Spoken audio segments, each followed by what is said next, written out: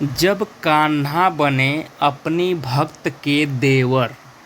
पढ़ें निराली कथा। एक लड़की थी जो कृष्ण जी की अनन्य भक्त थी।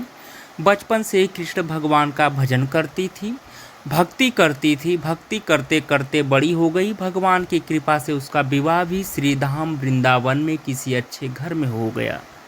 विवाह होकर पहली बार वृंदावन गई, पर नई दुल्हन होने से कहीं जा न सकी और मायके चली गई। और वह दिन भी आया जब उसका पति उसे लेने उसके मायके आया। अपने पति के साथ फिर वृंदावन पहुंच गई।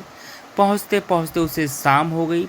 पति वृंदावन में यमुना किनारे रुककर कहने लगा, देखो शाम का समय, मैं यमुना जी में स्नान करके अभी आता हूँ। तुम इस पेड़ के नीचे बैठ जाओ और सामान की देखरेख करना। मैं थोड़ी ही समय में आ जाऊँगा। यही सामने ही हूँ। कुछ लगे तो मुझे आवाज़ दे देना। इतना कहकर पति चला गया। वह लड़की बैठ गई।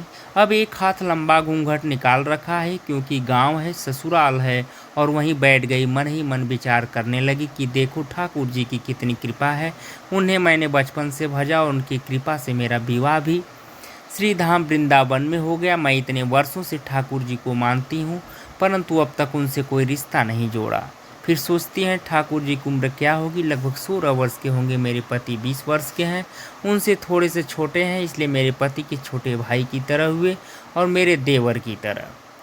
तो आज से ठाकुर जी मेरे देवर हुए। अब तो ठाकुर जी ने नया संबंध जोड़कर बड़ी प्रसन्न हुई और मन ही मन ठाकुर जी से कहने लगी, देखो ठाकुर जी, आज से मैं तुम्हारी भाभी और तुम मेरे देवर हो गए। अब तो वो समय आएगा जब तुम मुझे भाभी भाभी कहकर पुकारोगे। इतना सोच ही रही थी, तभी एक 10-15 वर्ष का बालक आया और उस लड़की से बोला, भाभी भाभी। लड़की अचानक अपने भाव से बाहर आई और सोचने लगी, वृंदावन में तो मैं नई हूँ, ये भाभी कहकर कौन बुला रहा है। नई थी इसलिए घूंघट उठाकर नहीं देखा कि गांव के किसी बड़े बूढ़े ने देख लिया तो बड़ी बदनामी होगी। अब वह बालक बार बार कहता, पर वह उत्तर न देती। बालक पास आया और बोला, भाभी तनिक अपना चेहरा तो दिखाए दे। अब वह सोचने लगी कि अरे ये बालक तो बड़ी जिद कर रहा है, इसलिए कस के घूंघट पकड़कर बैठ गई या कहीं घूंघट उठाकर देख लेकिन उस बालक ने ज़बरदस्ती घूंघट उठकर चेहरा देखा और भाग गया। थोड़ी देर में उसका पति आ गया। उसने सारी बात अपने पति से कही। पति ने कहा, तुमने मुझे आवाज़ क्यों नहीं दी। लड़की बोली, वह तो इतने में भाग ही गया था। पति बोला, चिंता मत करो, वृंदावन बहुत बड़ा थोड़े ही है। कभी किसी गली में खेलता मिल गया तो हड्डी पसली एक कर दूंगा, फिर कभी ऐसा नहीं कर सकेगा। तुम्हें जहाँ भी दिखे मुझे ज़रूर बताना। फिर दोनों घर गए। कुछ दिन बाद उसकी सास ने अपने बेटे से कहा, बेटा देख तेरा विवाह हो गया, बहू मायके से भी आ गई, पर तुम दोनों अभी तक बांके बिहार जी के दर्शन के लिए नहीं गए। कल जाकर बहू को दर्शन करा कर लाना। अब अगले दिन दोनों पति पत्नी ठाकुर जी के दर्शन के लिए मंदिर जाते हैं। मंदिर में बहुत भीड़ थी। लड़का कहने लगा, देखो तुम स्त्रियों के साथ आगे जाकर दर्शन करो, मैं भी आता हूँ। अब वह आगे गई, पर घूंघट नहीं उठाती। उसे डर लगता कोई बड़ा बूढ़ा देखेगा तो कहेगा, नई बहू घूंघट के बिना घूम रही है। बहुत देर हो गई। पीछे से पति ने आकर कहा, अरे बाबली, बिहारी जी सामने है, घूंघट काहे नाय खोले।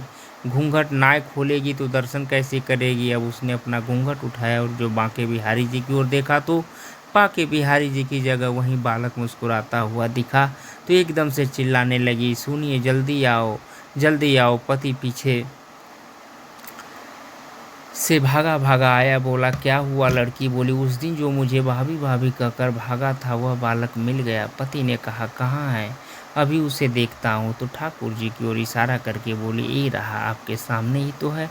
उसके पति ने जो देखा तो अवाक रह गया और बोला, तुम धन्य हो, वास्तव में तुम्हारे हृदय में सच्चा भाव ठाकुर जी के प्रति है।